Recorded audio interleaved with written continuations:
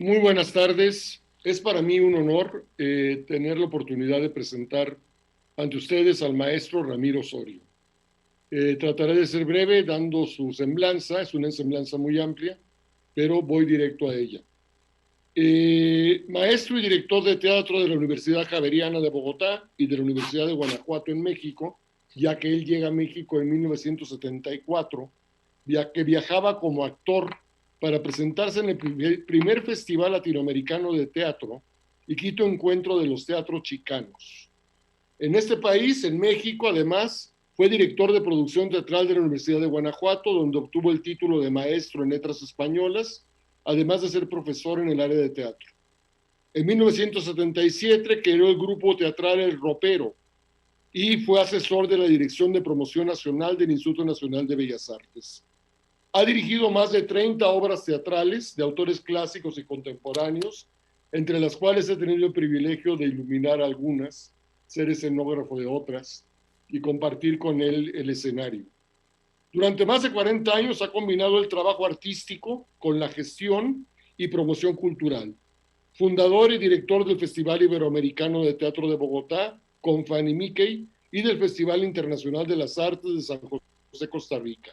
Fue director del Festival Sevilla Entre Culturas y del Gran Festival Ciudad de México y del Festival Internacional Cervantino de Guanajuato, entre otros festivales. Regresa a Colombia en 1991, invitado por el entonces presidente César Gaviria para dirigir el Instituto Colombiano de Cultura, Colcultura. En su administración, que ejerció hasta finales del 93, se llevó a cabo el Plan Nacional de Cultura, que estableció las bases de la Ley General de Cultura. Tras su desempeño en Colcultura, fue nombrado embajador de Colombia en México en 1994. Fue el artífice de la redacción y aprobación en el Congreso de la Ley General de Cultura de Colombia, convirtiéndose después en el primer ministro de Cultura entre 1997 y 1998, cuando el Instituto Colombiano de Cultura se convirtió en ministerio. Posteriormente, trabaja en la organización de la Asamblea de Gobernadores del Banco Interamericano de Desarrollo en París, cuyo tema fue Cultura y Desarrollo. Al regresar a Colombia, dirigió con Fanny Mickey el Festival Iberoamericano de Teatro y el Teatro Nacional de Bogotá, donde dirigió su última obra, El beso de la mujer araña, en la cual la escenografía e iluminación debo decir que fueron mías. Y esperamos que vuelvas a dirigir otras obras, todavía hay mucha vida por hacer. En 2001 vuelve a México como director general del Festival Internacional Cervantino de Guanajuato durante 5 ediciones. Durante los años 2005 y 2006 dirigió en España el Festival Sevilla Entre Culturas, que también hicimos juntos. En el 2006 al 2009 fue el director de Cultura de la Secretaría General de Iberoamericana en Madrid e impulsó la creación de los programas Iberescena, Iberorquestas Juveniles e Ibermuseos. Desde el 2010 es el director general del Teatro Mayor Julio Mario Santo Domingo de Bogotá. Ha publicado ensayos sobre teatro, políticas y gestión cultural.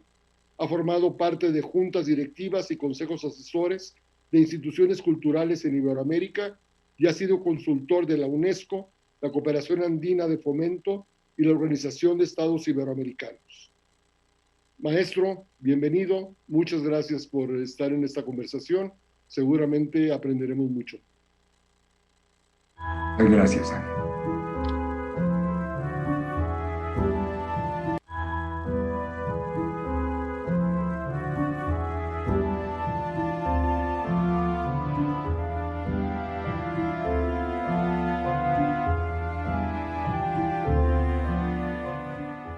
Agradezco la invitación de la Secretaría de Cultura Federal y del Sistema de Apoyos a la Creación y Proyectos Culturales de México a formar parte de Enartes y ofrecer esta conferencia.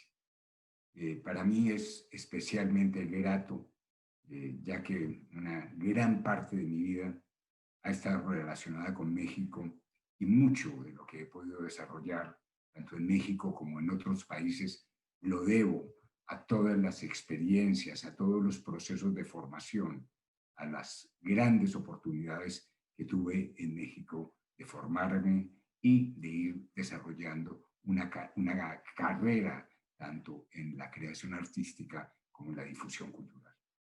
Recuerdo mucho que en 1993 realizamos, en el marco del Gran Festival de la Ciudad de México, Mercartes, que fue el primer mercado de las artes escénicas de América Latina y que significó la plataforma para la internacionalización de las artes escénicas mexicanas y que sin duda es el primer paso que se da en México para la realización de este tipo de eventos como es hoy en Artes. Me han invitado a hablar del tema de los festivales en estos tiempos tan complejos y cómo podrían ser estos festivales en el futuro. Pero yo quisiera orientar mi charla a por qué, para qué hacemos un festival. Siempre que a mí me ofrecen la oportunidad de dirigir una institución, de crear un evento, pienso de principio en que en materia cultural tenemos que hablar de los derechos. Y esos derechos hoy son reconocidos en dos campos, los derechos de la cultura y los derechos a la cultura. Los derechos de la cultura son los que tenemos todos los ciudadanos a conservar, enriquecer, difundir nuestras identidades y patrimonios culturales y a generar conocimiento a partir de ellos y a beneficiarnos en un proceso educativo que asegure estos derechos. Un proceso educativo que tenga dos tipos de contenidos. Unos que nos hagan conscientes, poseedores de esa diversidad, de esa riqueza cultural, que nos permiten ese conocimiento, y por otra parte, que tengan una serie de contenidos artísticos que permitan el desarrollo de los talentos, de las actitudes artísticas y su detección temprana y que permitan el desarrollo a lo largo de todo el proceso educativo de esos talentos y de esas actitudes artísticas. Y por otro lado, los derechos a la cultura son los que tenemos todos los ciudadanos a acceder a los bienes y servicios culturales en condiciones de equidad, con igualdad de oportunidades. Y aquí es muy importante también señalar que esos derechos específicamente tienen una mirada en las personas que tienen condiciones especiales y en las comunidades más vulnerables. He preparado una presentación para hacer más rápida y más concreta esta exposición, así que yo pido que por favor me la pongan para que la vayamos desarrollando. Seguimos a la siguiente página, por favor. ¿De qué parten los festivales? El hecho esencial de la creación artística. Ese hecho esencial en las artes escénicas es el que se produce en el encuentro entre el público y los artistas. Es un encuentro irrepetible que altera la vida, que altera la cotidianidad y la mediocridad de la vida diaria y que de verdad representa un momento fundamental. He preparado una presentación para que vayamos desarrollando con mayor orden algunas ideas y que dé cuenta de lo que significa organizar un festival. Así que pido por favor que podamos tener esta presentación en la pantalla. Muchas gracias. El primer punto que quisiera tratar, si podemos seguir adelante, es el hecho esencial de la creación artística.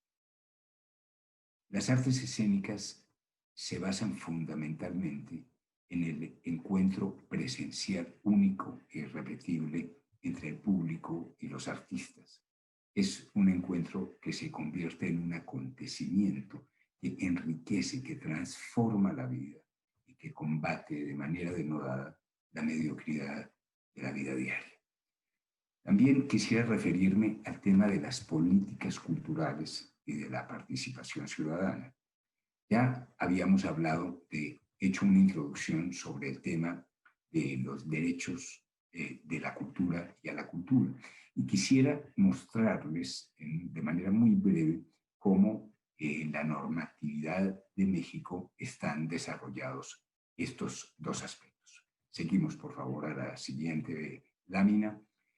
En el año 2009 se adicionó el artículo 4º constitucional, el párrafo 12, con objeto de garantizar que toda persona tiene derecho al acceso a la cultura y al disfrute de los bienes y servicios que presta el Estado en la materia, así como al ejercicio de sus derechos culturales.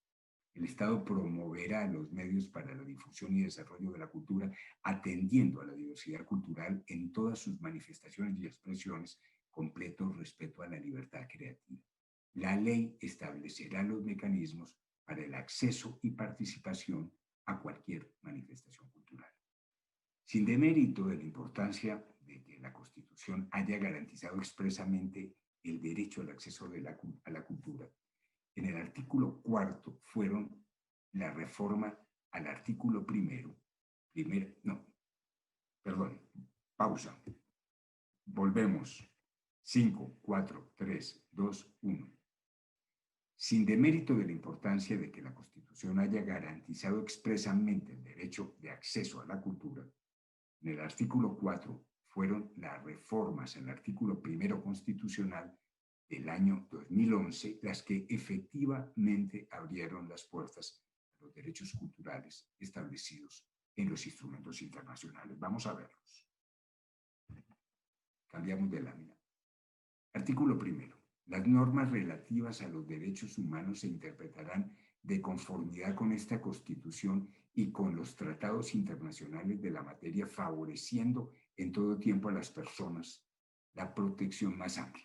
Si vamos a la siguiente lámina, vamos a ver lo relativo al Pacto Internacional de Derechos Económicos, Sociales y Culturales, que fue firmado en 1966.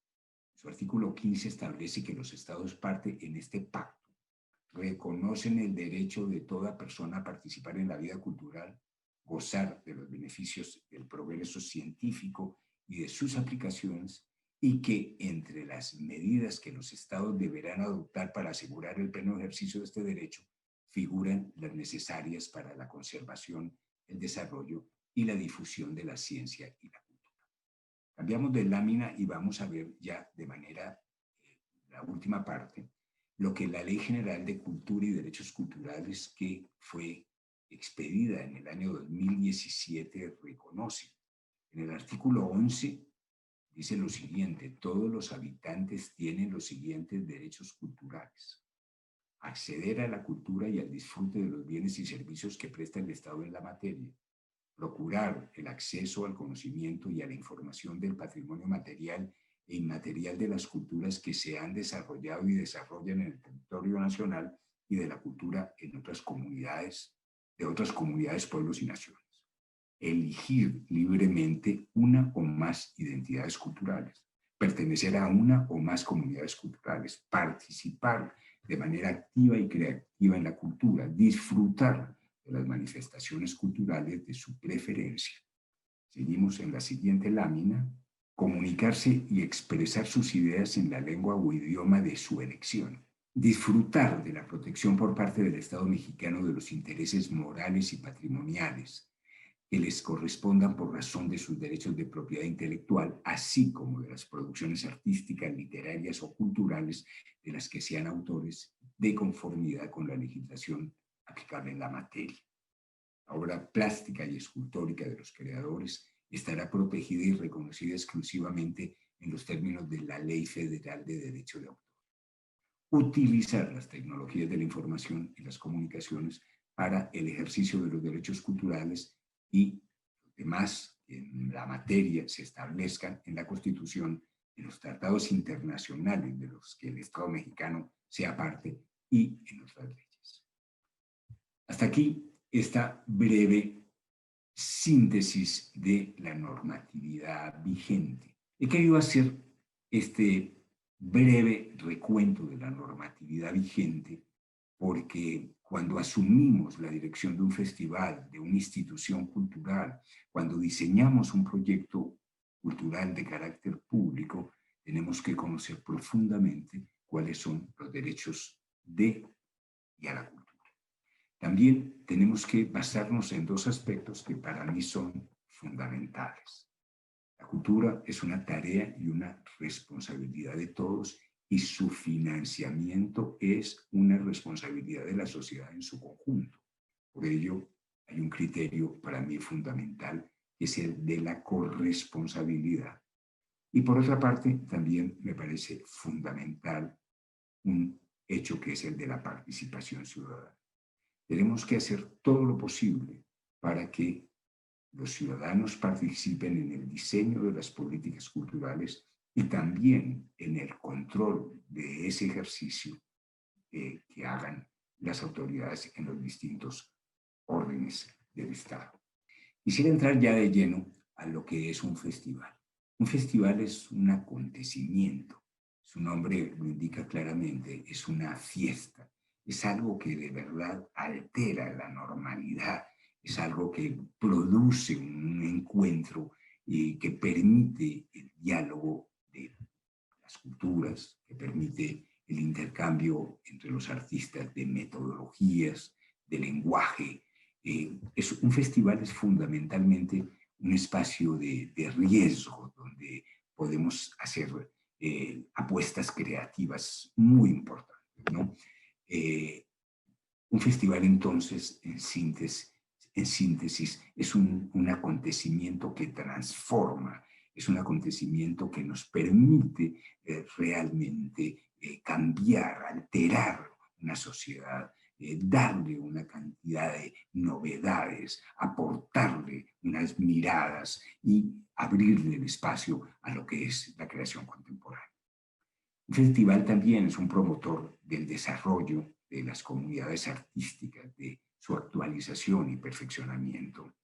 Un festival lo que permite es el diálogo entre las diversas manifestaciones artísticas y ello implica también compartir la forma en que realizamos la creación artística y no solo eso, sino también cuáles son las mejores prácticas que cada una de esas organizaciones culturales aplican para poder cumplir su cometido.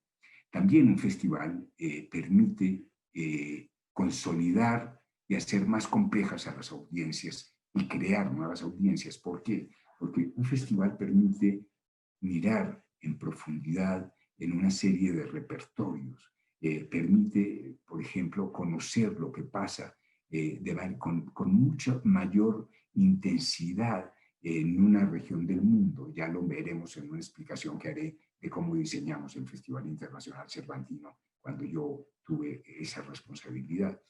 Un festival es también un muy poderoso instrumento para formar nuevas audiencias, porque tiene una programación muy atractiva, porque cuenta con canales de difusión poderosos. Entonces, un festival no solo atiende a los públicos que ya tienen el interés por las manifestaciones artísticas, sino que trae nuevos públicos, nos permite ir haciendo posible esto que es una de las tareas fundamentales de cualquier proyecto artístico, que es formar unas nuevas audiencias.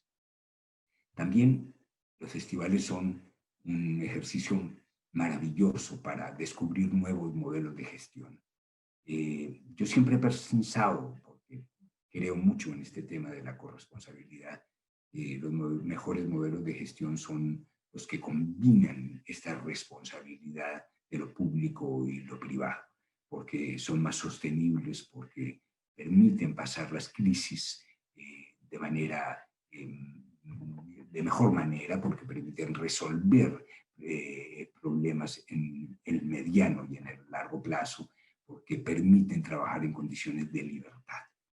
También los festivales son marcas de ciudad muy poderosas, marcas de país. Mejores ejemplos en México es el Festival Internacional Cervantino. Recuerdo que yo lo dirigí el festival de 2001 a 2006, o sea, en concreto los festivales de 2001 a 2005. Recuerdo que le encargué a la Cámara de Comercio en el año 2001 un estudio sobre cuál había sido la derrama económica que la ciudad había tenido solo tomando mediciones mensurables, o sea, el comercio, el transporte, los hoteles, los bares y restaurantes, las tiendas, etcétera. Y resultó que en ese año 2001 la ciudad había recibido 40 millones de dólares y el presupuesto público destinado al festival ese año fue de 4 millones de dólares. Entonces, no hay una inversión pública que permita generar un proceso tan extraordinario de creación de riqueza y de marca de ciudad como un festival de esta naturaleza, ¿no? Por eso creo que es un gran espacio para promover el desarrollo económico y la creación de empleo.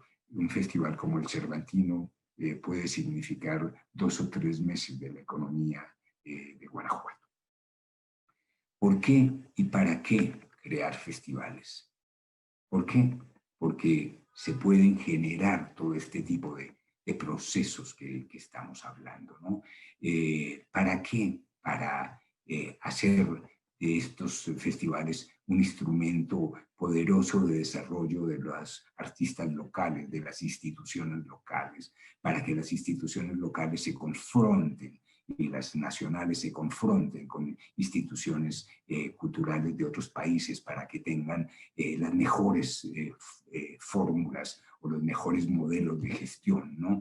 Eso me parece que es, y también para crear unas marcas de ciudad, unas marcas de país importantes que permitan la creación de la riqueza, del empleo y fundamentalmente que un festival es la posibilidad de enriquecer la vida de cientos, de miles, de millones de personas.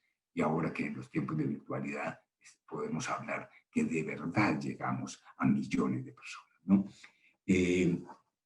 ¿Qué es lo que hace que un festival sobreviva y pase el tiempo, unos con mayor o menor fortuna? La visión de mediano y largo plazo. No es posible que procesos tan complejos como la elaboración de un festival se hagan de manera improvisada, que cada año toque hacer un borrón, una cuenta nueva y volver a empezar, ¿no? Yo creo que el mejor ejemplo del Festival Cervantino es que todos los que hemos tenido la responsabilidad de dirigir el festival en sus distintos momentos hemos seguido contribuyendo a fortalecer la herencia, lo que venía de atrás, lo que hemos aprendido.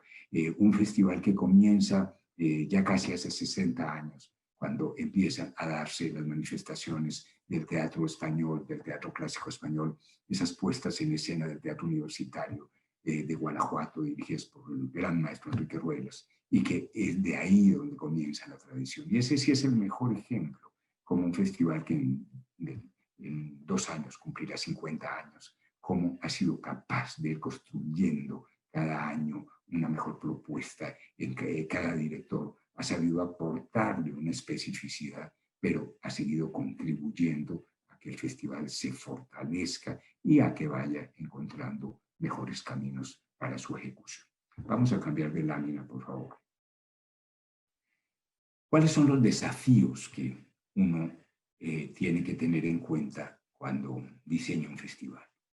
Primero, el conocimiento de la ciudad sede, de su composición social, de su diversidad cultural, de su sector artístico.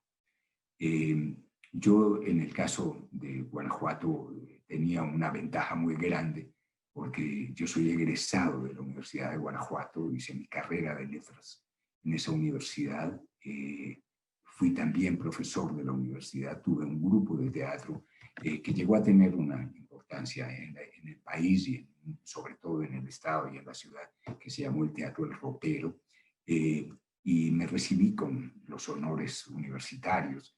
Entonces era un personaje que estaba muy profundamente conectado con la ciudad, que conocía sus demandas, sus intereses, sus preocupaciones, sus fortalezas, sus falencias, y ello hizo que yo tuviera un poder de interlocución en esos 5 años muy importante con las autoridades, pero no solo con las autoridades, no, con la sociedad, con los ciudadanos, cómo interpretar a los ciudadanos, como lo vamos a ver ahora más adelante. Un desafío muy grande siempre es la programación artística. ¿Para qué se hace un festival? ¿Qué es lo que vamos a propiciar de manera artística, ¿no? A mí la primera parte que me parece es cómo la programación artística puede incitar el desarrollo, a propiciar cambios profundos en la sociedad a la que está dirigido, ¿no?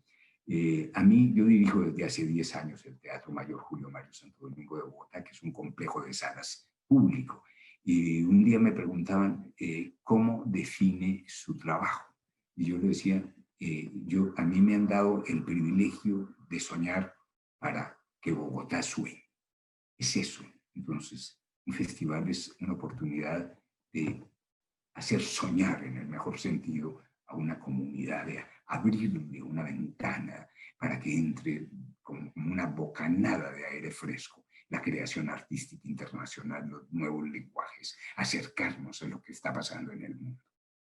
Finalmente, también el tema de los recursos económicos, ¿no? El gran desafío es cómo vamos a tener unas fuentes de financiamiento que hagan posible no solo el ejercicio de un festival, no, sino que hagan posible la estabilidad del festival, que hagan posible esto que comentaba yo antes, el trabajo a mediano y a largo plazo.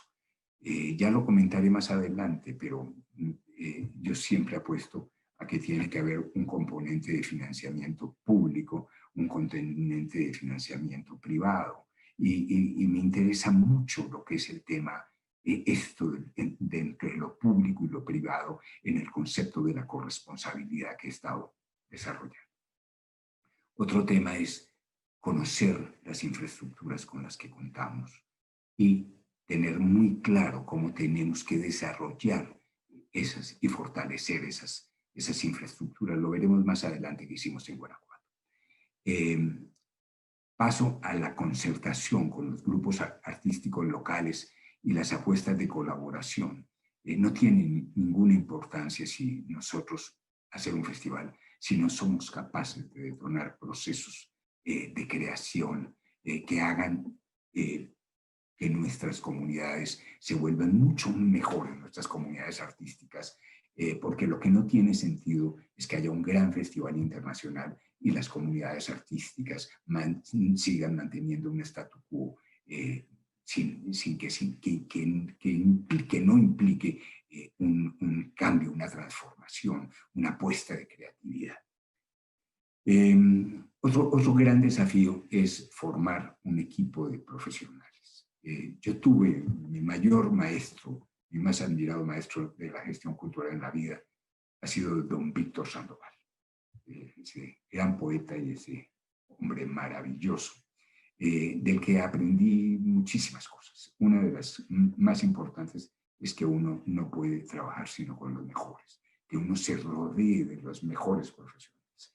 Él un día me dio una lección que me dijo lo siguiente: mire, yo creo que sé escoger a las mejores personas para cada una de las responsabilidades, a los mejores profesionales. Le voy a decir cómo yo trabajo. Yo a cada uno le pongo una pista y lo dejo correr. Entonces fue cuando me nombró director de la Muestra Nacional de Teatro de México en el año 82. Me dijo: usted corra, que yo lo tranco. Y así, esa enseñanza la he tenido siempre. Me rodeo de los mejores profesionales que encuentro. No tengo ningún otro criterio para escoger, sino seres humanos magníficos y profesionales impecables. Otro desafío grande es saber diseñar estrategias de mercadeo, de publicidad, de comunicaciones. Y hoy sí que es un tema fundamental. Hay tantos instrumentos, cómo poder llegar al público con estrategias importantes. Las vamos a ver, las que hicimos en Guanajuato. El tema de las nuevas plataformas digitales, que lo que hemos aprendido en estos 9 meses de pandemia nos ha cambiado para siempre. Me referiré a ello más adelante. Y finalmente, el tema de la responsabilidad social. Un festival sobrevivirá si toda la sociedad se siente dueña de ese evento. Y yo creo que en esos 5 años porque nosotros, nuestro equipo, estuvo al frente del Festival Cervantino, fue una de las épocas más importantes que el festival ha tenido en relación a ese amor de los ciudadanos por su evento, por el evento que enriquecía la vida de la ciudad. Pasamos a la siguiente. Este es el cartel del Festival de Cervantino, del último Festival Cervantino que yo dirigí en 2005. Seguimos, por favor. Ese es un gran bailarín de Buto que se llama Akira Kasai, porque Japón era el país invitado de honor. Ahora lo vamos a ver. Seguimos, vamos a ver cómo fue esta estructuración. Vamos a la siguiente lámina, por favor. ¿Cuál era el contexto que existía a principio del año 2001 en el país, en la ciudad, en el estado de Guanajuato y en el medio cultural? Se había producido ya la alternancia en el gobierno federal. El presidente Vicente Fox había terminado un proceso de 70 años de gobierno del Partido Revolucionario Institucional. En la etapa anterior, la estabilidad del Festival Cervantino habían sido una época muy importante con un énfasis en la música. Había por parte de la población de Guanajuato una creciente percepción de centralismo por parte la gente participaba escasamente en el Festival Cervantino. Había una dicotomía entre la creación artística de Guanajuato y la programación del Festival Cervantino.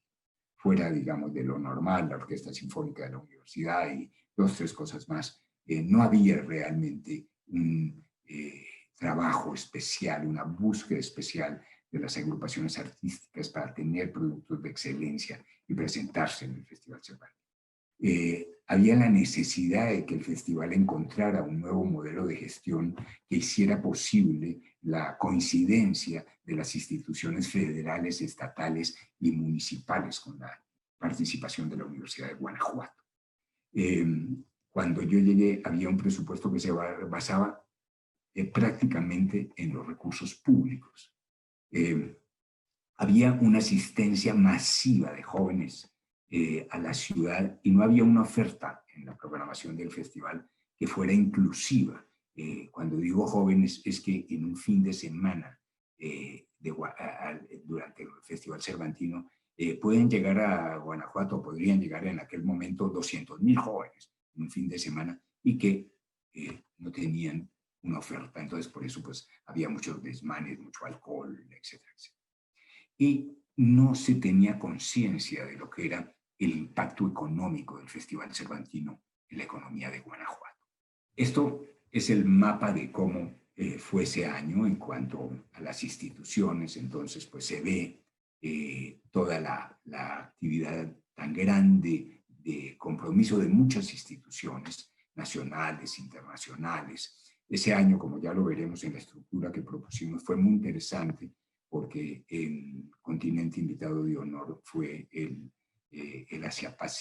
área de Asia-Pacífico y el Estado, en ese diálogo que propusimos fue el Estado de Yucatán, y además de las instituciones públicas que vimos en la anterior lámina, tuvimos un muy importante financiamiento de instituciones públicas o privadas, de empresas como la Fundación Televisa, pero también de instituciones públicas como el Instituto Mexicano del Seguro Social, la Secretaría de Desarrollo Social, la Lotería Nacional, Pemex, y también de empresas como Telmex Mexicana, etc. Seguimos, por favor, a la otra lámina. Como se había producido, como vimos en el contexto, este cambio después de tantos años de gobierno del PRI, nosotros le propusimos un lema que era un festival para los nuevos tiempos. Y bueno, hablaba yo del espacio de oportunidad que era mi conocimiento de México y mi relación con Guanajuato. ¿Y cuáles metas nos propusimos cumplir? La creación de unos órganos de gobierno y de unos consejos asesores. Creamos un órgano de gobierno que lo presidían la presidenta de Conaculta, doña Sari Bermúdez, y el gobernador de Guanajuato, Juan Carlos Romero Hicks, y estaba el alcalde, estaba el rector de la Universidad de Guanajuato, el director del Instituto Nacional de Bellas Artes, etc.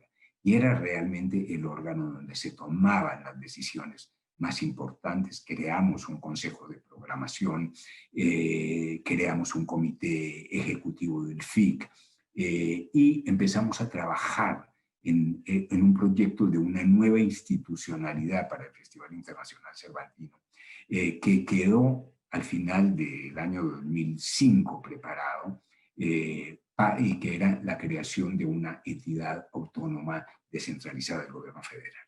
Finalmente, esto no, en la siguiente administración no fue apoyado y el festival no se transformó en esta entidad que yo creo que fue una oportunidad fantástica de que el festival hubiera tenido una figura jurídica de una gran fortaleza. Seguimos, por favor. Hablaba del equipo de profesionales, el equipo de profesionales que me acompañaron en aquel momento, entre otros, eran personas muy reconocidas en el medio cultural mexicano, Ángel Arcona, que era el director técnico del festival, Evangelina Ocio y Jaime Suárez, que eran los directores de programación. Jaime era el director de la programación general, Evangelina era quien se encargaba de los eventos que se hacían en las calles y del país y del Estado invitado de honor. Marcela Díez trabajaba en el AERA, la subdirectora de programaciones, que fue directora del Festival Cervantino. Laura Lozano era la directora de la oficina del festival en Guanajuato. Miguel Ángel Quemain, el director de comunicaciones.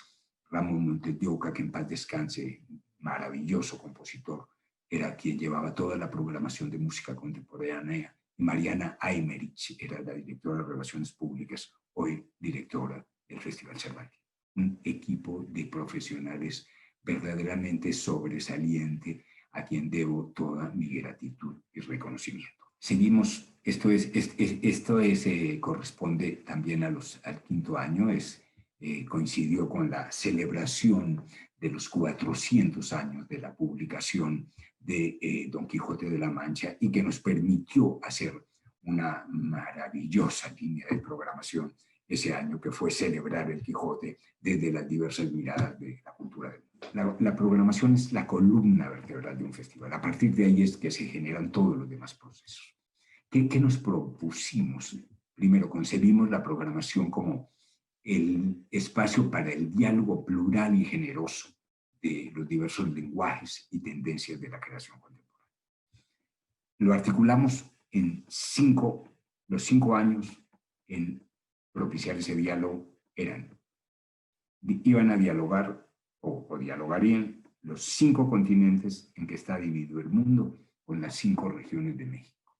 Y a la vez tendríamos un país, uno de esos 5 continentes, y un estado de esas 5 regiones de México como invitados de honor. Esto fue verdaderamente maravilloso. Hoy el Festival Cervantino sigue conservando la figura de país y estado invitado de honor. ¿Qué permitió ello? Permitió primero una mirada en profundidad en los procesos de creación contemporánea de esos países, de esos continentes y de esos estados de la República. Permitió conseguir para el festival recursos muy importantes, porque cada país invitado de honor o cada estado invitado de honor preparaba unas programaciones de gran dimensión. Permitió establecer una relación de vasos comunicantes entre los artistas de esos continentes y de esos países con los de los estados de la República. Y entonces se produjeron coproducciones maravillosas. Recuerdo, por ejemplo, una ópera que se llama Yusuru, una ópera japonesa, que hicimos con la Ópera Nacional del Japón y con la Ópera de Yucatán. Y así hicimos coproducciones de diverso tipo, que de verdad no solo pues implicaban la posibilidad de una programación de gran nivel, sino que también implicaban pues recursos muy importantes. Contaba yo de los 400 años de la publicación del Quijote, porque eso nos permitió hacer esa mirada de lo que era el mundo de Cervantes y todo lo que significa la figura de Don Quijote. Lo hicimos ese año, ese quinto año, que a mí me tocó pues el año 2005. Hicimos 7 Quijotes, 7 miradas al Quijote, y uno de ellos en Bunraku, lenguaje del teatro de muñecos del Japón. El Festival Cervantino, como todos saben, pues es una muestra fantástica, no solo de artes escénicas, sino también de grandes exposiciones, de actividades de formación, conferencias, etc. Hicimos el festival, nosotros nos propusimos realmente que el festival llegara a todos los rincones de la ciudad, pero entendiendo cómo es la vida de cada espacio. Por ejemplo, recuerdo con gratitud esa exposición del Chango García Cabral en el Mercado Juárez. Las obras del Chango estaban colgadas encima de donde estaba del mercado. El público coincidía en la compra de sus comidas, sus verduras, etcétera, con las obras, y esto permitía un intercambio con la obra artística muy especial, ¿no? Nosotros hicimos una propuesta que fue de mucho riesgo, que fue esto que comentaba antes. Tenemos 200.000 jóvenes en las calles sin tener una actividad concreta, y dijimos, vamos a hacer una programación en los lugares públicos, pero una programación de gran nivel, de gran ambición. Y creamos los conciertos de la Hierbabuena. Es un espacio que así se llama. A la entrada de Guanajuato hicimos durante 2 años grandes conciertos. Cuando digo grandes conciertos, eran conciertos para 50, 60.000 personas. Hicimos con la Sociedad General de Autores de España, hicimos un concierto memorable que se llamó Rock en Ñ, que era pues el rock en español, y entonces, por ejemplo, allí se lanzó en México Enrique Bunbury. Hicimos, recuerdo, un concierto de homenaje que fue muy polémico, de los artistas del rock mexicano a los Tigres del Norte. Entonces era Molotov, Julieta Venegas, La Barranca, etcétera. En un concierto duró como 5 horas, y que fue maravilloso ver esa interrelación de esos públicos del rock con esos públicos de la música de los Tigres del Norte. Así hicimos una serie de conciertos, y en Los Pastitos, que es un espacio público muy bello que hay a la entrada de Guanajuato, durante todos esos 5 años, presentamos a muchas de las más grandes organizaciones artísticas que hacen eventos de carácter callejero. La Lóndiga de Granaditas es ese espacio maravilloso que queda al lado de ese edificio histórico de Guanajuato. Lo convertimos en el escenario más importante del festival. Ahí hicimos de todo, hicimos ópera, pero ópera con orquesta, hicimos ballet con orquesta, etcétera, porque entendimos que ese escenario donde hay de 7 a 10.000 personas era, con todas las condiciones técnicas que pudimos resolver, el mejor escenario para dar al mayor número de ciudadanos los espectáculos más importantes del festival. Comenté ya las coproducciones de Yusuro. Hicimos, por ejemplo, La Conquista de México de Wolfgang Ring, una coproducción alemana con México también, cuando tuvimos a Europa como país, como continente invitado de honor. Hicimos muchísimas coproducciones con las instituciones nacionales, el Instituto Nacional de Bellas Artes, la UNAM, etcétera, y muchas producciones especiales del FIC con los artistas de Guanajuato. Bueno, hablaba yo de la diversidad de los recursos, de lo importante que es, y hoy más que nunca, yo creo que después de esta crisis tan severa que hemos pasado por el tema de la pandemia,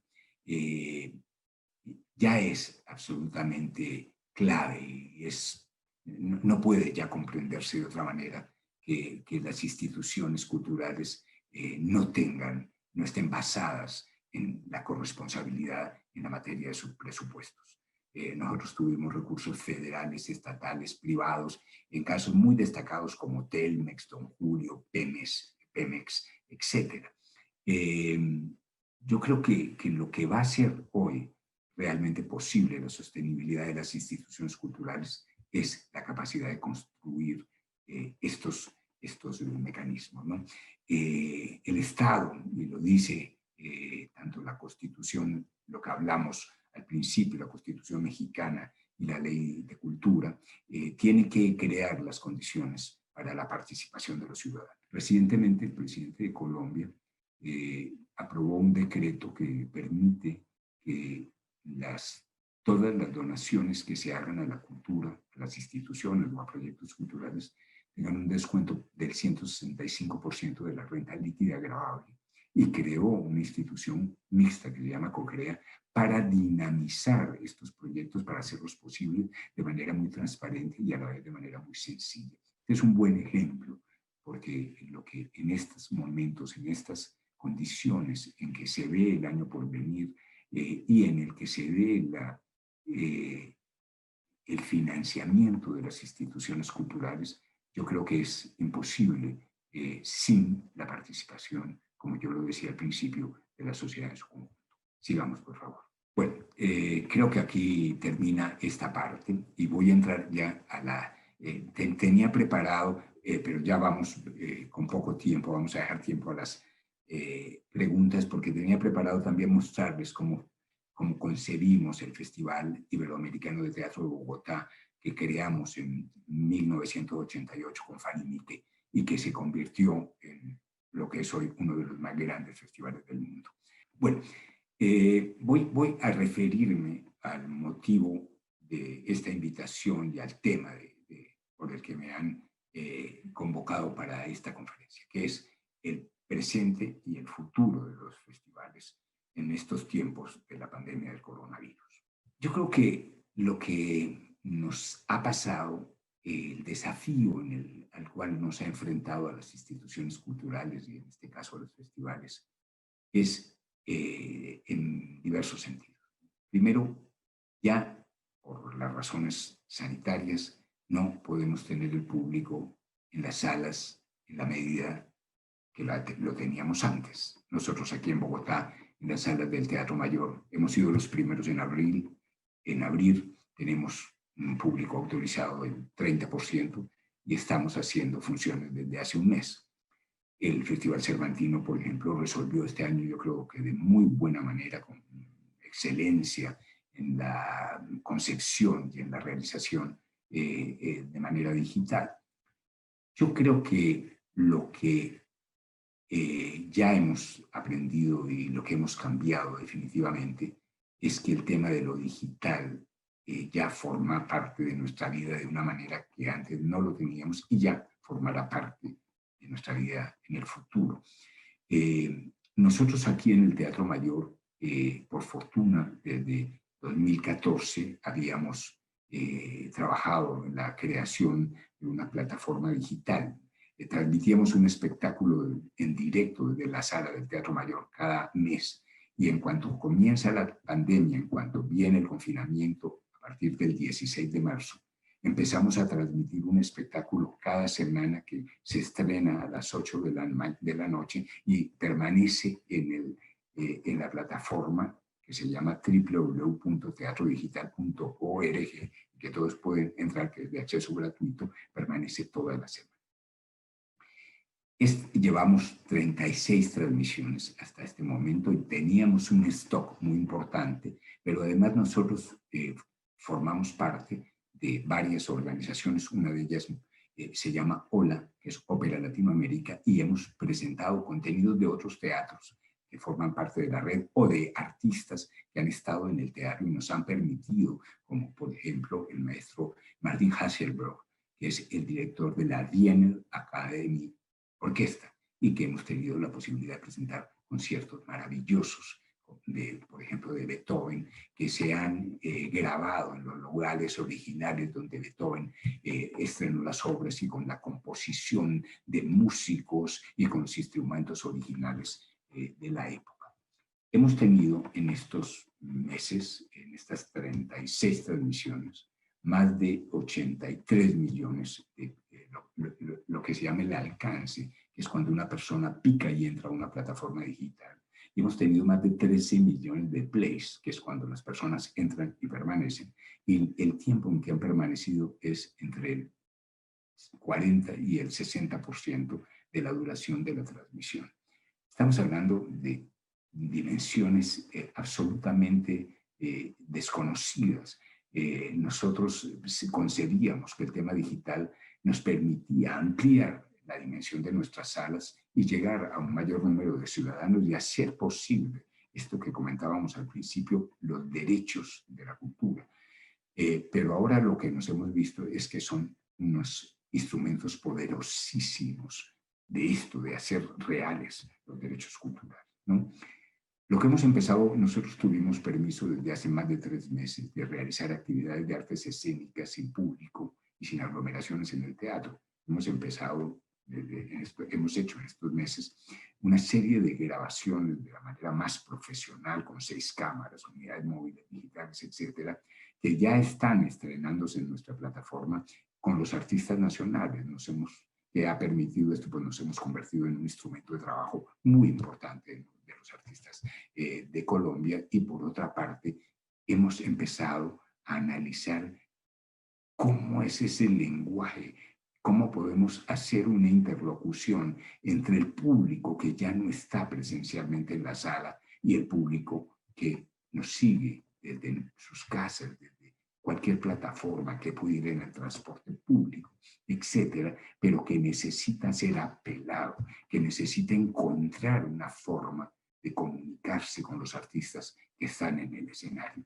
Y creo que hemos aprendido muchísimo. Vamos a terminar, antes de que el año cierre, de hacer unos 40 espectáculos en este sentido, preparados ya en esta lógica de que el público está a través de una pantalla.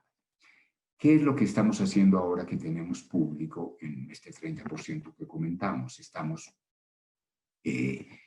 haciendo al tiempo, lo estamos grabando y estamos haciendo las funciones.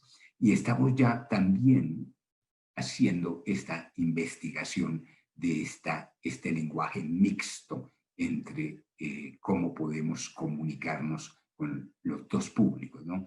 Y yo creo que los resultados van a ser importantes. Bueno, para dar tiempo a las preguntas y para terminar, yo reitero los temas que para mí son muy importantes en este momento. Son sostenibles las instituciones en la medida en que su financiamiento dependa del mayor número de fuentes y que esas fuentes impliquen a la sociedad en su conjunto.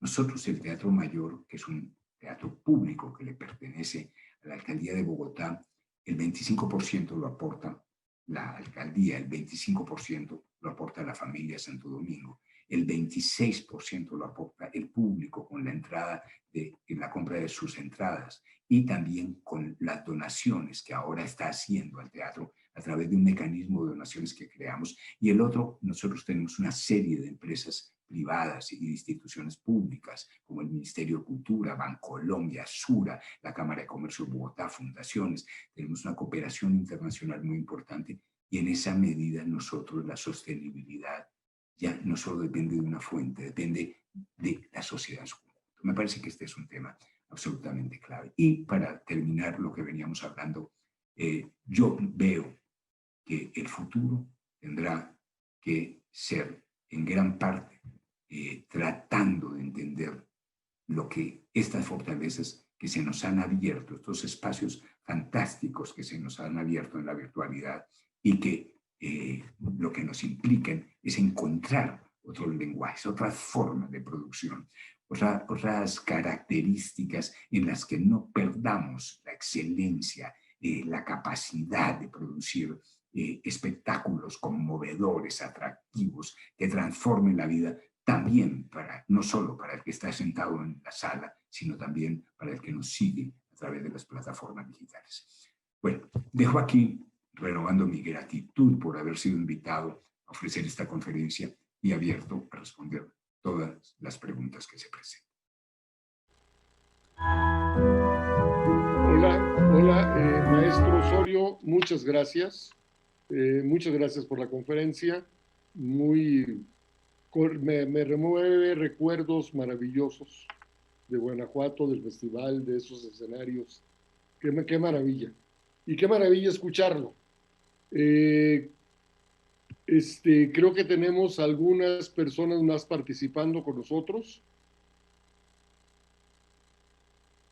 O por lo pronto vamos a... Primero, yo quiero agradecerte, Ángel, la presentación, reiterar que ha sido muy grato poder ofrecer esta conferencia en el marco de Nartes. Quiero pedir disculpas porque por algún problema de edición esta grabación la hicimos hace un rato para que pudiéramos presentarla sin cortes. así que por ahí hubo un pequeño traspiés de edición y quisiera pedir disculpas, ¿no? También olvidé un par de nombres que quiero que no se queden sin decirlos, que también formaron parte de este equipo en el que tú eras un militante destacadísimo, que es Lourdes Gómez, que fue la jefa de comunicaciones del teatro, del festival en la segunda parte, y también Gloria Maldonado, que se encargaba de las exposiciones, y que bueno, se inventó una buena cantidad de locuras, que algunas causaron que casi nos podrían haber hecho salir de Guanajuato, ¿no? Pero bueno, por fortuna, esto que hablábamos, teníamos tan buena, tan profunda relación con la gente de Guanajuato, con las instituciones, que pudimos correr riesgos tan impresionantes como hacer esos conciertos, como el homenaje a los Tigres del Norte, pues que aquello fue pues, recibido por los jóvenes con una gran alegría, pero también produjo muchas críticas de los sectores más conservadores, ¿no? Pero yo creo que en fin, esta apuesta, estos 5 años del Festival Cervantino, son una buena muestra de todo esto que yo quise explicar en la conferencia, de por qué vale la pena las instituciones culturales, de por qué vale la pena comprometer la vida en la gestión cultural, ¿no? De cómo las instituciones culturales en países como los nuestros provocan procesos tan importantes en lo individual, en lo colectivo, cómo son instrumentos para crear nuevas ciudadanías, cómo son instrumentos maravillosos también para lograr alianzas en este concepto que yo expuse de la corresponsabilidad, en donde todos asumamos que la cultura es un valor fundamental para el desarrollo del país, ¿no? Y esto que hemos visto hoy en la pandemia, que hemos visto en estos meses de pandemia, en donde la cultura ha sido absolutamente esencial para vivir, ¿no? Eso es un tema que quisiera destacar y que es al final por lo que se ha convocado esta conferencia. Sí, ¿y hacia dónde vamos ahora con estos nuevos tiempos que nos marca el siglo XXI? Después de esta pandemia, ¿qué nos espera y cómo poder hacer alianzas más sólidas, tanto públicas como privadas, para poder generar recursos, para poder abrir los espacios, presentarlo mejor, apoyar a las compañías locales para que puedan presentarse? Es todo un reto, creo que todo un reto que nos marcan los nuevos tiempos para poder llegar a un equilibrio y una armonía con las comunidades artísticas. Y de eso dependemos todos, tanto los que estamos aquí presentes, el maestro Osorio y yo, como todos los que puedan estar escuchándonos, ya que si pertenecemos a esta comunidad, esa comunidad tiene que estar más sólida que nunca para poder salir adelante y poder generar todas las alianzas posibles y crecer, y presentarnos y volver a los teatros, y sobre todo además hablar de algo fundamental, creo yo, maestro, algo que a veces hablamos poco, que son los públicos. Entender que realmente el único protagonista esencial, fundamental de lo que hacemos es ese público. Sin ese público no podemos crecer, no podemos hacernos visibles. Y tenemos que darle toda esa seguridad a ese público de que le vamos a dar lo mejor posible, que lo vamos a cuidar, que lo vamos a atender para que se sienta seguro en todos los espacios que tenemos. No sé si estés de acuerdo con eso, ¿no? No, ese es el tema fundamental, ¿no? Yo creo que la gran tarea en este momento es crear la conciencia de que las salas son espacios seguros, ¿no? Así es. Nosotros, el Teatro Mayor pertenece a una organización que también está en el Palacio de Bellas Artes de México y otros teatros, que se llama OLA, que es Ópera en Latinoamérica. Yo soy uno de los vicepresidentes y estamos precisamente esta semana en la asamblea y en la reunión de OLA con múltiples talleres, múltiples discusiones, etcétera, ¿no? Y veíamos, hoy en esta organización están también los teatros españoles. Nos contaba el director del Teatro Real de Madrid cómo ha sido para ellos el ejercicio de abrir la sala. Ellos tienen permiso hasta el 65% del aforo. Comenzaron en julio con una traviata que implicaba tener 300 personas entre coro, orquesta, solistas y técnicos en el escenario. Y cómo tuvieron que, conservando la distancia, las mascarillas, en fin, conservando todas los protocolos de bioseguridad, cómo pudieron hacer la ópera. Claro, tienen a punta de hacer pruebas, de tener un control rigurosísimo. Nosotros aquí también estamos haciendo un trabajo, ya hemos hecho una primera ópera, etcétera, y lo que hemos es que todos los días que venga una persona al teatro esté absolutamente segura de que ahí no va a haber una posibilidad de contagio, porque se han cumplido todos, o sea, hemos sido rigurosísimos. Y lo que hemos visto que ha sido muy importante es que el público tiene un comportamiento absolutamente Así es. el público cumple con todas las distancias, no se quita la mascarilla, se deja tomar la temperatura, rápidamente llega y usa los surtidores del gel. En fin, todo este tema, porque es que es fundamental recuperar otra vez las salas. Porque comenzaba yo la conferencia hablando de la especificidad de las artes escénicas. Es que ese encuentro entre el público y los artistas es único e irrepetible. Y es un encuentro que nos transforma la vida. El último espectáculo internacional que hicimos en el Teatro Mayor fue el 7 o el 8 de marzo, que fue la Orquesta Sinfónica Mariinsky de San Petersburgo, dirigida por el maestro Gergiev. Recibí un correo de Chris Minev, que es el director de la Fundación Mariinsky-Gergiev en los Estados Unidos. Me decía textualmente: he acompañado al maestro y a la orquesta a miles de conciertos en el mundo entero, pero muy pocas veces había escuchado el rugido del público como en Bogotá. Es eso, es ese rugido, ese encuentro, esto que de verdad nos conmueve, nos conmociona, ¿no? Y que ahora llevamos 9 meses, en fin, es un poco duro decir que 9 meses encerrados, pero sí, llevamos 9 meses encerrados. Sí, y más que nunca tengo la certeza de que necesitamos. Y por ello es tan importante los que tenemos esta responsabilidad de mantener los teatros abiertos como espacios seguros. Así es, lo mismo acá. En México también estamos cuidando muchísimo. Llevamos 2 meses abiertos, tanto los teatros de la Ciudad de México como otros espacios en el país. Pero en la Ciudad de México estamos pues funcionando al 30%. También en lo particular en el Teatro de la Ciudad de Esperanza Iris tuvimos un lleno total al 30% este pasado domingo. Y efectivamente, ese aplauso del público, ese público que se vuelca sobre una pieza escénica, es fantástico. Es fantástico y lo queremos seguir sintiendo, pero para poder hacerlo necesitamos seguir cuidándonos, cuidar al público y cuidar también a los artistas y a los técnicos, porque además son los que tienen muchísimo riesgo. Los bailarines, el unir los cuerpos, los técnicos, que un técnico sin el otro al lado no pueden trabajar, son trabajos muy cercanos. Sin embargo, se cuidan mucho, nos cuidamos mucho y creo que vamos bien. Pero sí necesitamos seguirnos cuidando porque eso va a acabar en algún momento. Y lo que no puede terminar es la escena viva. Tenemos que seguir haciendo el nuevo lenguaje del siglo XXI, que son las pantallas. Ese es el nuevo lenguaje, como en su momento fue la televisión o la radio. En el siglo XXI el reto es llegar a estas nuevas dramaturgias de la escena, para el teatro, para la danza, inclusive para la música. Nuevas dramaturgias que nos está planteando este reto gigante de este siglo, con el cual nos vamos a crecer, porque serán otros lenguajes que tenemos que integrar a los lenguajes ya existentes. Entonces eso quiere decir crecer, desarrollar, generar, abrirnos más.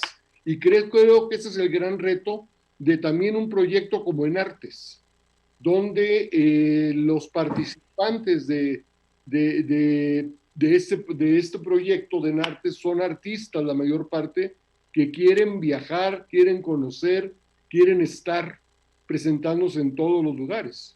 Entonces, si antes era difícil, lo digo también con nuestra propia historia juntos, maestro, cuando se hizo Mercartes, que el primer encuentro de mercado de Artes Escénicas lo generó el maestro Osorio en la Ciudad de México en el año, el primero fue en el 89, si mal no recuerdo. No, 93. 93. Y fue todo un éxito. Ese fue el primer mercado de artes escénicas que se generó en México. Después vino México, Puerto de las Américas, a través del FONCA, con el maestro Mario Espinosa, en el 2001. También que estábamos en el Cervantino, y el Cervantino ofrecía todos los servicios técnicos y logísticos para el encuentro de México, Puerto de las Américas. Y después se convirtió en Artes, y así ha ido evolucionando en su transformación. Esperemos que esta nueva transformación que nos obligan los tiempos nos lleve a crecer y hacerlo mejor para que los propios artistas puedan generar más y puedan desarrollarse más, tanto en el país como en otros lados. Así es. Yo entiendo Ángel, que había un espacio de preguntas. No sé si es que no hemos recibido, pero yo por lo menos no las veo aquí. No, yo tampoco, ¿eh? Lo único que me dicen, dice, ¿nos puede hablar más sobre la presencia del teatro del interior del país en el Festival Cervantino? Es una petición. Sí, bueno, en esta época en que nosotros estuvimos en estos 5 festivales, Ángel estuvo en unos más, hubo pues teníamos esto que comentábamos del Estado invitado de honor. Y eran programaciones verdaderamente impresionantes. Es que yo recuerdo, por ejemplo, cuando Veracruz o Yucatán fueron invitados de honor, pues que coincidían. Yucatán estaba en diálogo con Japón, pues había una presencia, sin exagerar, había unos 500 artistas en el Festival Cervantino que venían de Veracruz o de Yucatán, ¿no? Era la orquesta sinfónica, los ballets, los grupos de teatro. Hacíamos, por ejemplo, coproducciones, recuerdo mucho también una con un grupo de Yucatán y un grupo de Corea, ¿sí? No sé si recuerdas, Ángel, sí, que fue una coproducción interesantísima. Y en fin, había realmente un interés muy genuino nuestro de que esta presencia de lo nacional tuviera una gran dimensión, de la misma dimensión que lo internacional, ¿no? Yo creo que esa estructura de los 5 años, de los 5 diálogos, permitió hacer, en fin, experimentos muy serios, muy de fondo, coproducciones nacionales, internacionales, en fin, permitió conocer espacios que de otra manera hubiera sido imposible, ¿no? Y quitó un poco la lógica de programar por tener solo buenos grupos, lo cual es una obligación de un festival, sino también de unir esa programación a proyectos conjuntos con los artistas mexicanos, abrir camino para los artistas mexicanos, abrir espacio, ¿sí? abrir mercado, abrir escenarios para los artistas de México. Sí, yo en lo particular recuerdo grupos de teatro de Tamaulipas, por ejemplo, de Yucatán, de Jalisco, que se presentaron en el festival con gran éxito.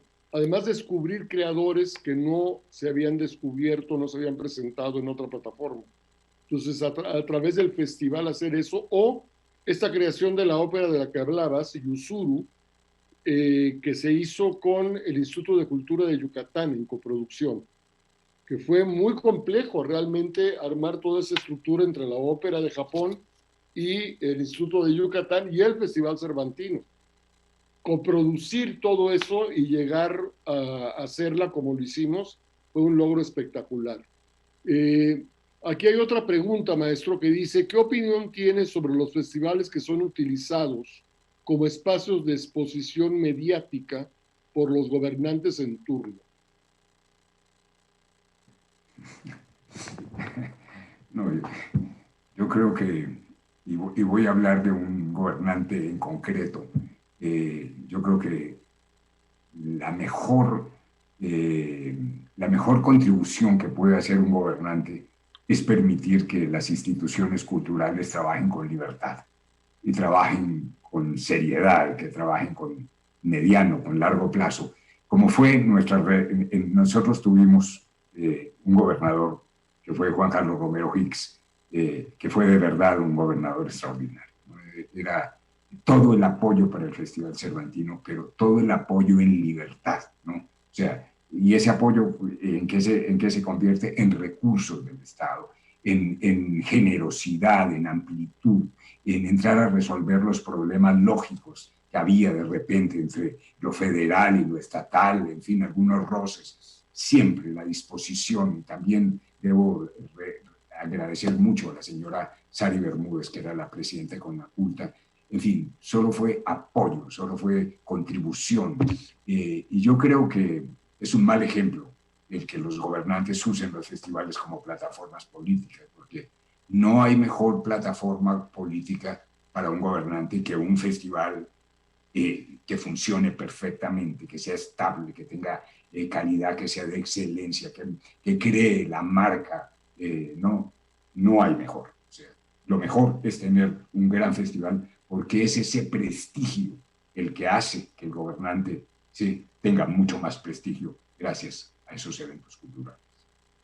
Sí, que prácticamente cada año que teníamos un estado invitado de honor y un país invitado de honor, para los gobiernos, tanto de los países como de los estados, era una muestra, y creo que sigue siéndolo también, una muestra de su quehacer artístico, su quehacer artesanal también, que es muy importante, sobre todo para México, y su visión hacia un futuro, artísticamente hablando. Y por ende, ahí los gobiernos se lucen naturalmente, ¿no? Otra pregunta, acerca del tema de los derechos culturales. ¿Cómo podemos conciliar la necesidad de crear nuevos lenguajes en medios digitales, tanto en la creación como en la difusión de cultura? Y el hecho de que en México aún tenemos un amplio sector que no cuenta con acceso a Internet o nuevas tecnologías.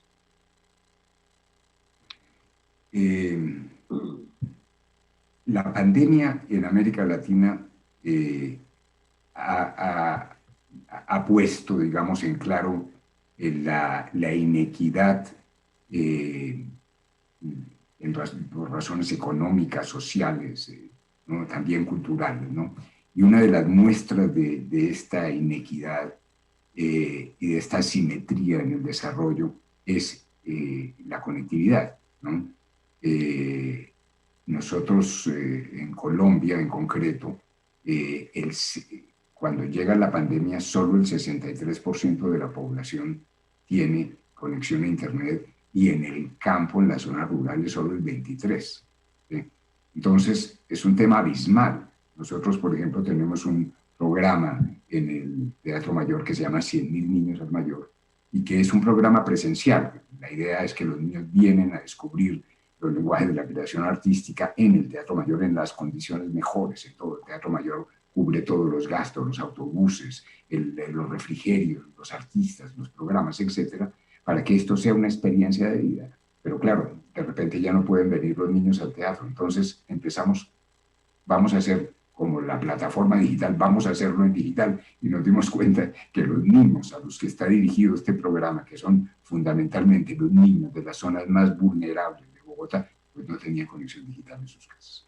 Entonces lo empezamos a hacer y ya llevamos cinco transmisiones a través de la televisión pública de Bogotá.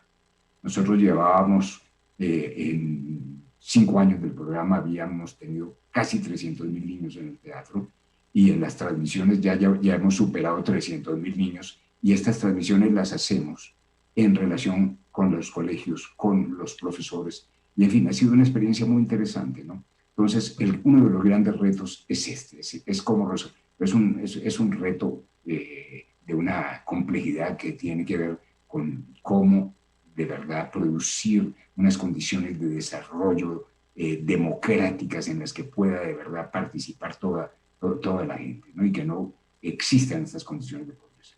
Y por otra parte, pues, la primera parte, ¿cómo era de la pregunta, Ángel? Que yo me fui por... ¿Cómo podemos conciliar la necesidad de crear nuevos lenguajes en medios digitales, tanto en la creación como en la difusión de la cultura? Sí, yo creo que lo que hemos estado viendo últimamente es que nosotros en los 3 meses que llevamos de grabación de los nuevos espectáculos para transmitirlos en la plataforma digital, es que nos damos cuenta de que ya no podemos seguir transmitiendo como antes en vivo desde el Teatro Mayor. No, ya no tenemos el público en vivo, ¿sí? Ya el público lo tenemos a través de una pantalla.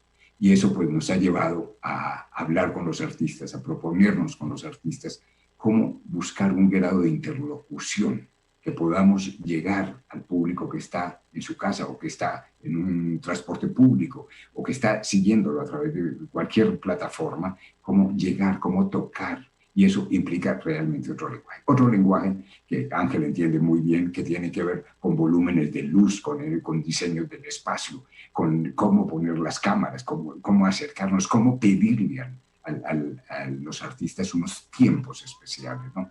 En fin, estamos hablando realmente de algo que apenas nosotros aquí, en nuestra experiencia, estamos comenzando, ¿no? Es un tema de sumo complejo, porque también tenemos que ver cuál es el efecto de lo que estamos haciendo con ese público que tenemos. Tenemos 13 y pico millones de plays hasta estos días. Bueno, pero ¿de qué dimensión son esos plays? Todo lo que nos hace llegar es muy conmovedor, que la gente agradece mucho que en este confinamiento haya esos espectáculos, etc.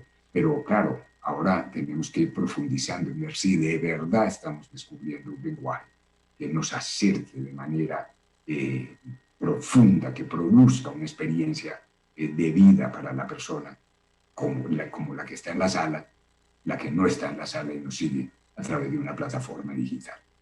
Y ese es el reto, ¿no? Aprender a hacerlo y aprender a comunicarnos de esa manera. Y también es que falta legislar también el derecho de autor por todas estas vías. Falta mucho trabajo que hacer, que gestar para esos nuevos lenguajes. Por otro lado, los mercados de artes escénicas, poniendo el caso de Nartes, pues ya son mercados, antes no podríamos tenerte aquí, tenías que venir, teníamos que hospedarte, pagarte un pasaje de avión para que estuvieras participando. Ahora la virtualidad nos permite llegar a otras partes del mundo y poder presentarte ese trabajo que estamos haciendo, que se está haciendo en México, y escucharte de tu experiencia en Colombia a través de la virtualidad. Yo creo que es un ganar-ganar.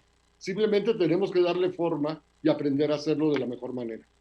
Sí, yo también lo creo. Hay otra pregunta, dice, ¿qué importancia le daría a la movilidad de artistas a nivel nacional e internacional? ¿El Estado debe subsidiar esa movilidad? A ver, yo creo que el reto de tener un circuito de escenarios nacional es fundamental. Y es fundamental para el desarrollo de la creación artística. No hay, digamos, no tiene sentido o no tiene todo el sentido que tantas producciones de tanta calidad como la que se hacen en México no logren llegar al mayor número de ciudadanos. A mí hay otra cosa que me interesa realmente muchísimo. Yo conozco la República Mexicana perfecto, como actor, como maestro, como todo, he recorrido todos los estados de la República y he estado en los programas nacionales de las fronteras, etc.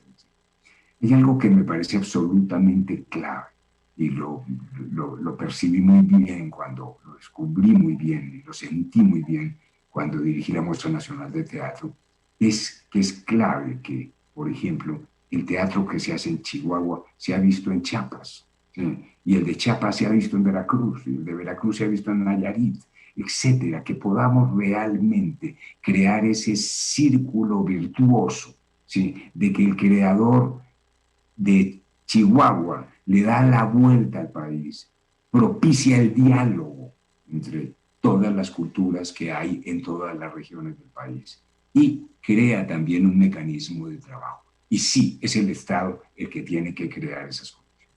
Es el Estado el que lo tiene que subsidiar.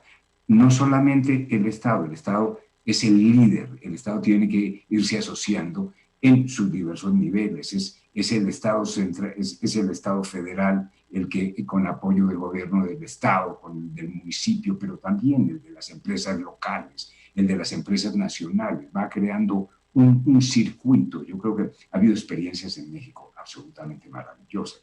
Yo me acuerdo de don Manuel de la Cera.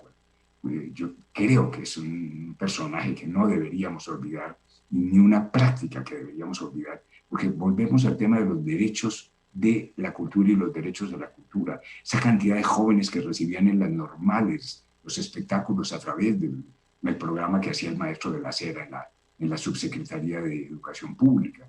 En fin, ese me parece que es un tema, ese sí que es un tema verdaderamente urgente. Igual yo estoy aquí en Colombia peleando por eso.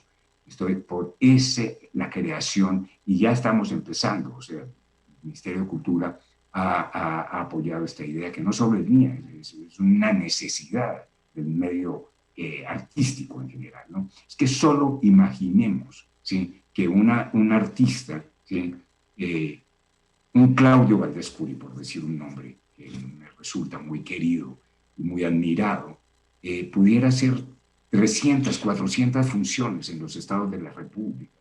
Imagínense cómo se enriquecería la vida cultural del país, ¿sí? O cómo, en fin, la compañía de la Universidad de Sinaloa, ¿sí?, pudiera presentarse en todo el país, ¿sí?, no solo en una muestra nacional.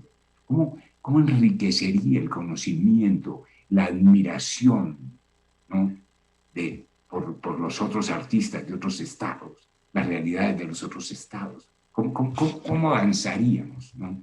Ese me parece que es un tema de gran desafío. No, yo de hecho, en lo particular, tengo una placa de la época de don Manuel en Istecultura, de 80,000 funciones dadas en ese año. Yo estaba seguramente recuerdas porque fue memorable, tú dirigías la Muestra Nacional de Teatro en Monterrey y llegamos con un Macbeth dirigido por Marta Luna, que nos accidentamos antes de llegar a Monterrey. Casi no llegan. Casi no llegamos y aún así estrenamos el día siguiente, pero la placa es por 80,000 funciones de Istecultura. Eso me parece que es espectacular y como bien dices, a don Manuel de la Cera habría que reestudiarlo, recuperar su legado, porque es muy importante y marcó, así como otro grande que acaba de fallecer, don Víctor Flores Olea, que marcaron épocas importantísimas en la institución cultural mexicana. Creo que había que recuperarlos y releerlos, reestudiarlos. Otra pregunta, maestro. ¿Qué estrategias o modelo de transmisión y permanencia en las redes de las obras recomienda para los festivales?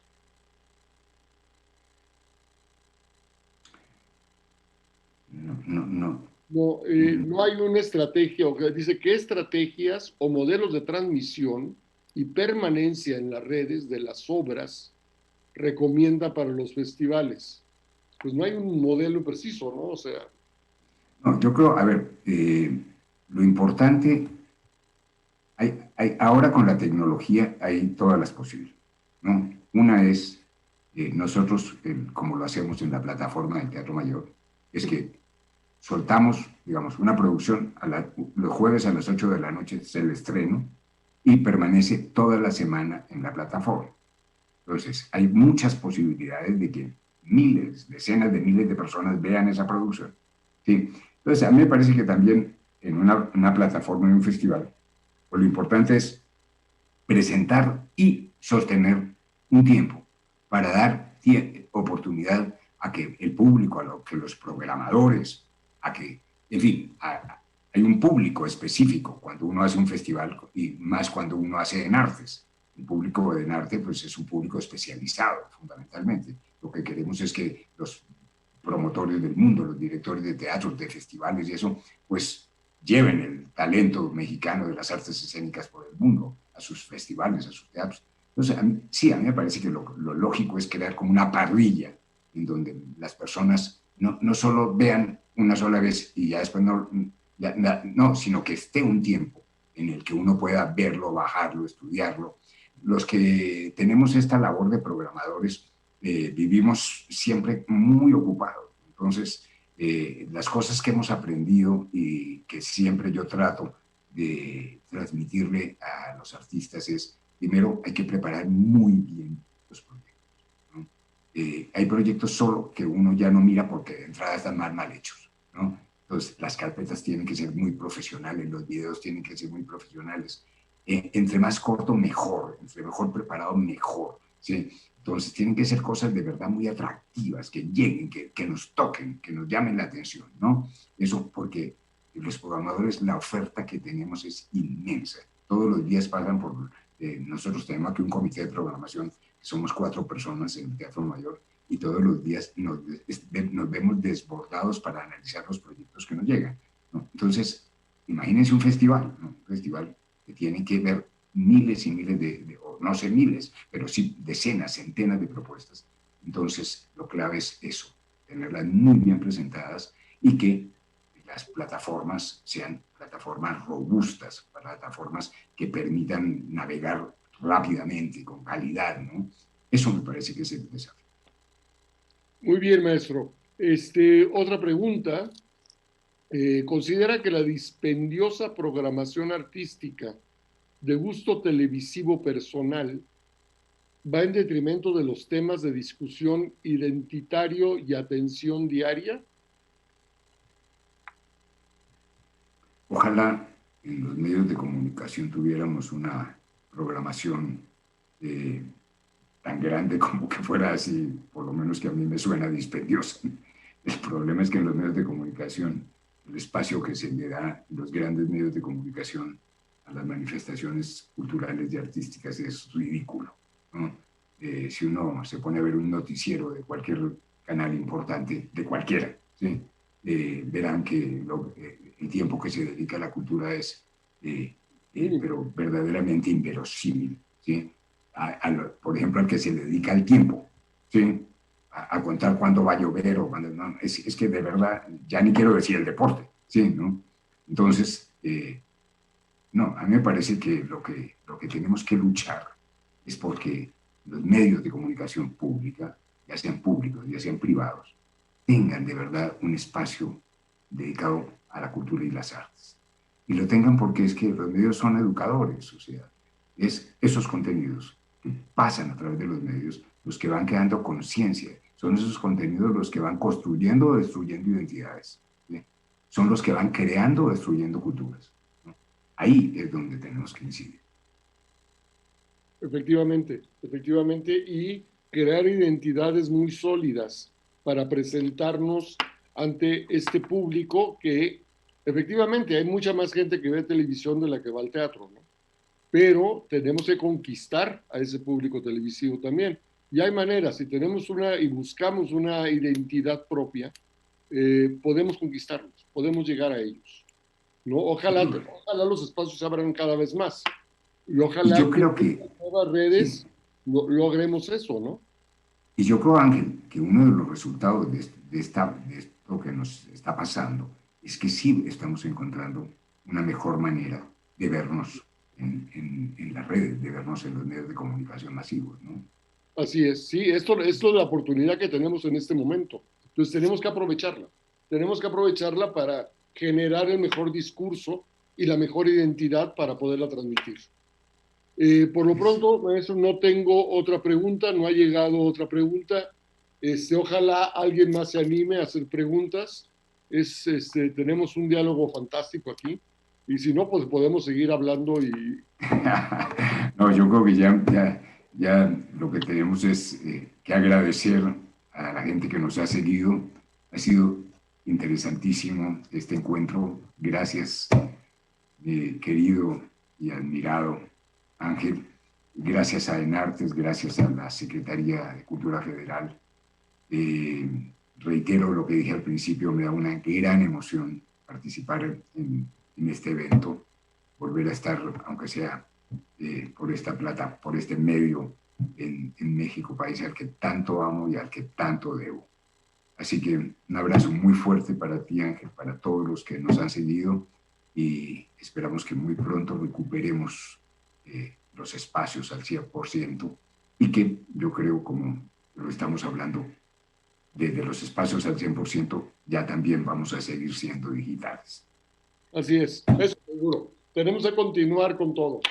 Ha sido un honor, maestro, para mí poder dialogar contigo a la distancia. Siempre, generalmente estamos siempre en contacto, afortunadamente, pero hacerlo así públicamente es un gran honor poder tener esta plática. Muchas gracias por la invitación también a Enartes, a la Secretaría de Cultura Federal. Ha sido un honor y pues nos despedimos con el mayor gusto, con un saludo muy fuerte para todos, ¿no?